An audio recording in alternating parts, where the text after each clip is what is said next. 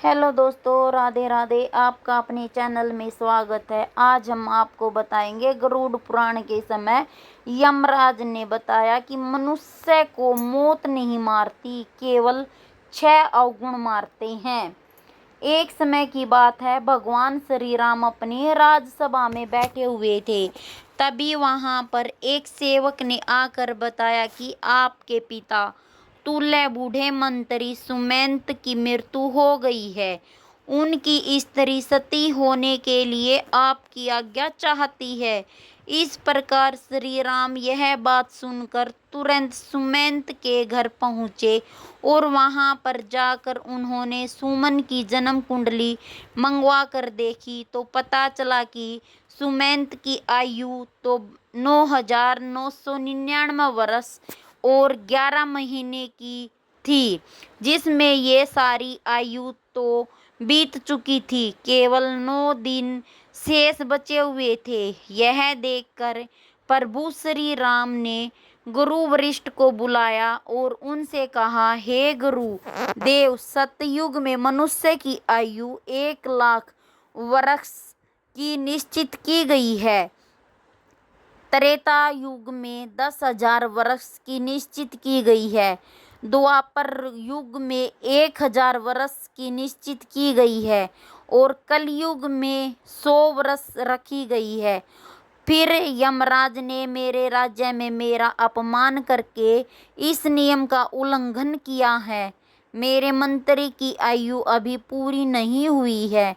पूरी होने में अभी 9 दिन बाकी है, तो उन्हें यमराज यहाँ से क्यों ले गए?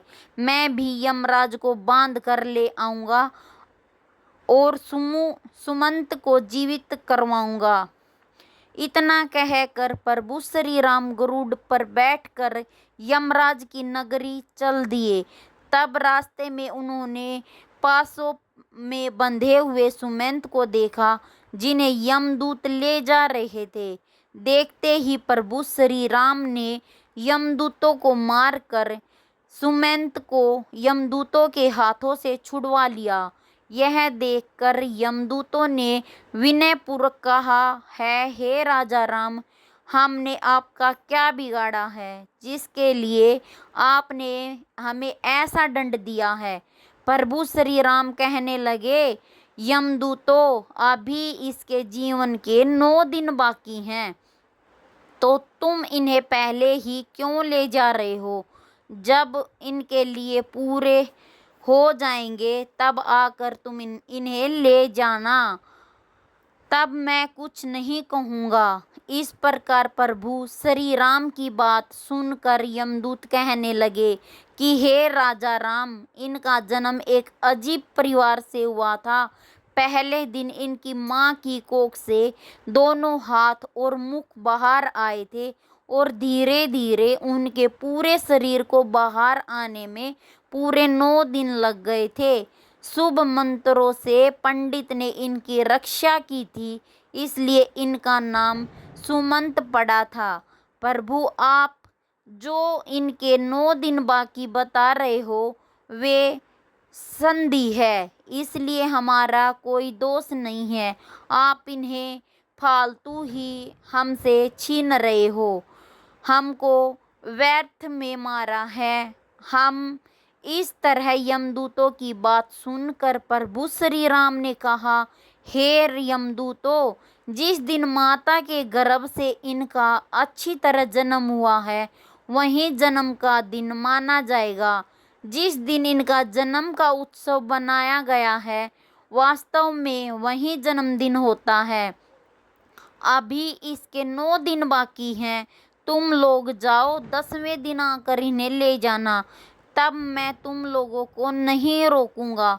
इस तरह यमदूतों को फटकार कर प्रभु श्री राम ने भगा दिया। इधर भी राम अयोध्या में लौट कर आए तो सुमंत जीवित हो चुका था। उनके परिवार वाले उन्हें जीवित देखकर बड़े ही प्रसन्न थे। सुमंत ने अपने जीवन की आखिरी 9 दिन जानकर खूब दान पुण्य करना आरंभ कर दिया। उधर वे यमदूत दुखी होकर यमराज के पास लौट गए और कहने लगे, यमराज, रास्ते में राम ने हमें मारकर सुमंत को छुड़ा लिया, क्योंकि उनके जीवन के 9 दिन बाकी रह गए थे। वह 9 दिन पूरे होने पर ही राम उन्हें आने देंगे। इस प्रकार यमदूतों के मुख से उनकी पराजय की बात सुनकर यमराज क्रोध से लाल पीले हो गए और उन्होंने राम पर आक्रमण करने के लिए इंद्रदेव, अग्निदेव, वायुदेव और जिस जिस देवता से भी सहायता मांगी, तो सब ने एक ही बात कही, हे यमराज, क्या तुम पागल हो तो नहीं हो गए हो? जो विष्णु भगवान के साथ युद्ध करना चाहता हो, चुपचाप यहाँ से अपनी यमपुरी लौट जाओ। श्री राम का तुम क्या कर लोगे? जब सब ने यमराज की सहायता करने के लिए मना कर दिया, तो यमराज अपनी ही सेना लेकर श्री राम के साथ युद्ध करने के लिए अयोध्या को चल पड़े। वहां पर पहुंचकर चारों ओर से अयोध्या नगरी को घेर लिया।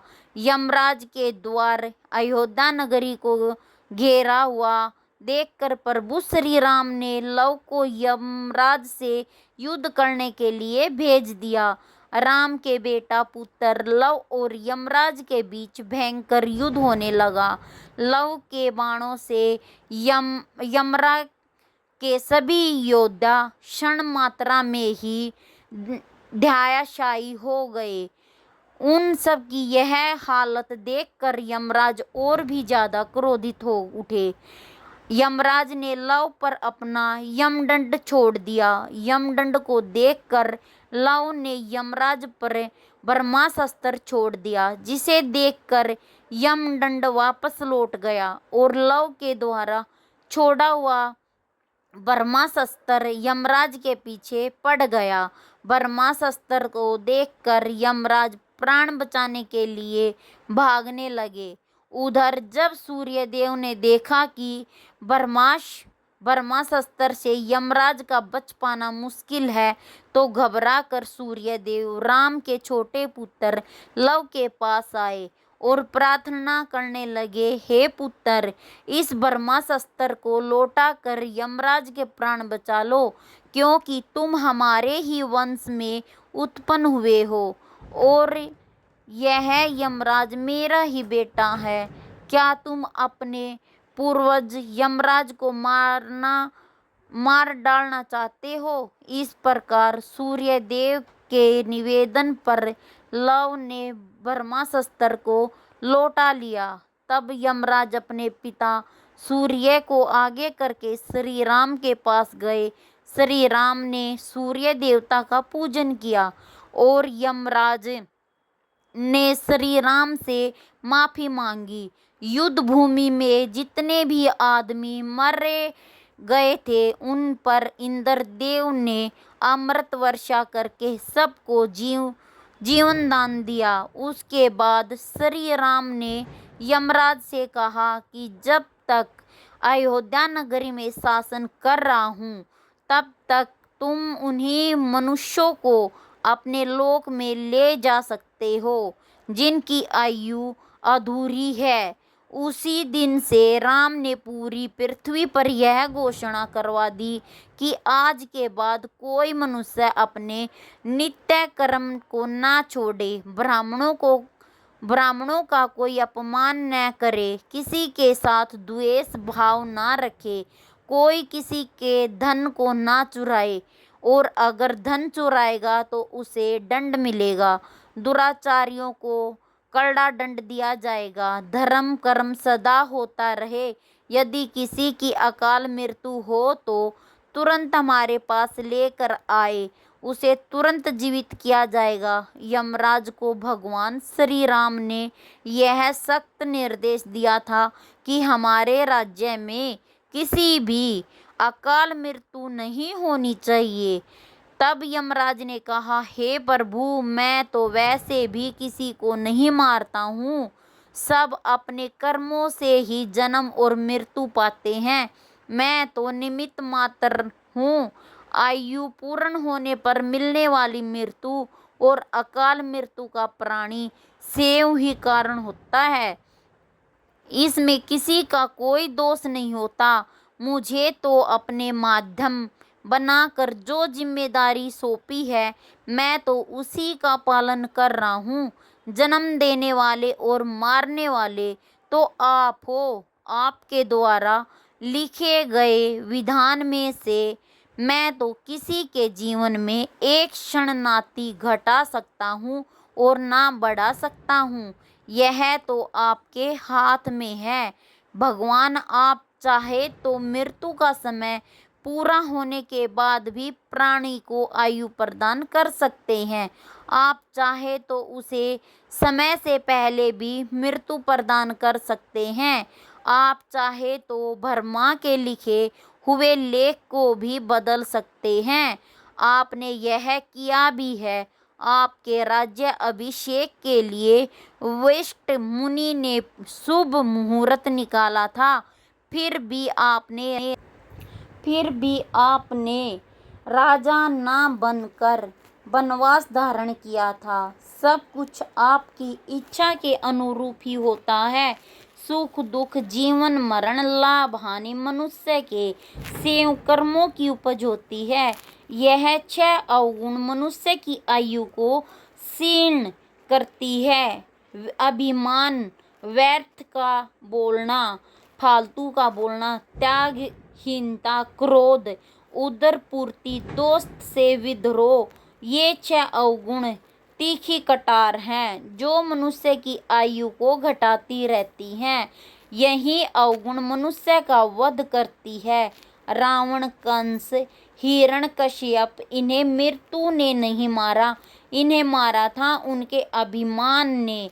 शिशुपाल, दुर्योधन, शकुनी, कर्ण को मृत्यु ने नहीं मारा, उन्हें मारा था उनके बड़बोलेपन ने। जो दोषों को नहीं त्यागता, उन्हें लिप्त बना रहता है, उसे उसके दोष की ही मृत्यु के समीप पहुंचा देते हैं। क्रोध ऐसा राक्षस है जिसके सर पर बैठ जाए उसकी बुद्धि और विवेक को खा जाता है। क्रोधवश ऐसा कर जाता है जो मनुष्य मृत्यु तक स्वयं ही पहुंच जाता है। मनुष्य खाने के मामले में भी कभी कभी यह इतना गिर जाता है कि अच्छा बुरा कुछ नहीं देखता। खाने योग्य वस्तु हैं उसे भी, और ना खाने योग्य वस्तु हैं उन्हें भी उसको खा जाता है। तरह तरह के जहरीले पदार्थों का सेवन करने से अपनी आयु को क्षीण में डाल देता है, जिससे मृत्यु का क्या दोष है। दोस्त के साथ जो बुरा बर्ताव करता है, उसे धोखा देता है, उसे अपमानित करता है, वह भी मौत से नहीं अपने ओछे कर्मों से मरता है। प्रभु की श्री राम को